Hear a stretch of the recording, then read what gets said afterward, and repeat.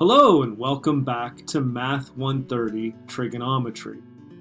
I hope you've learned a lot so far in this course as we begin to enter the second half of Math 130 Trigonometry. I hope the midterm assessment worked out well for you. If you have any questions about the midterm assessment or the scoring techniques or anything on it, please don't be afraid to pop in and see me during office hours on Tuesdays or Thursdays, or you can send me an email, and I hope my responses have been helpful when you have emailed me. Going into Unit 3, we are going to take a look at the graphs of sine and cosine, your standard wave functions. And if you remember your transformations from Algebra 2, we are going to do similar things with sines and cosines. We're going to take a look at the amplitude, we are going to look at the period changes, we're going to look at phase shifts. We're also going to explore the graphs of tangent, cotangent, cosecant, and secant.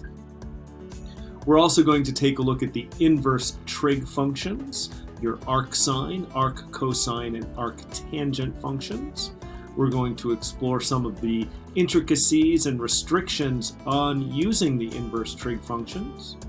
And finally, we're going to wrap up Unit 3 by solving equations, both looking for all possible solutions to an equation, and we're looking for solutions that are restricted between 0 and 2 pi.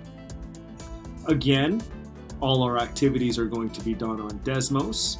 The links for the Desmos activities can be found in 2 locations.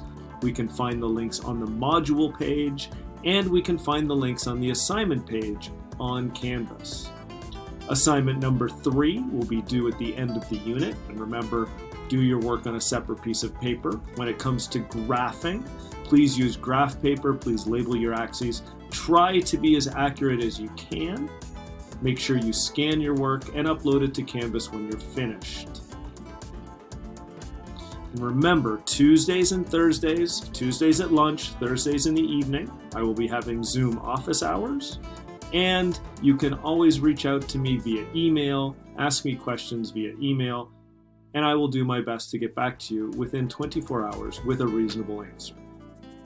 Good luck in Unit 3, and I will see you when we take a look at Unit 4.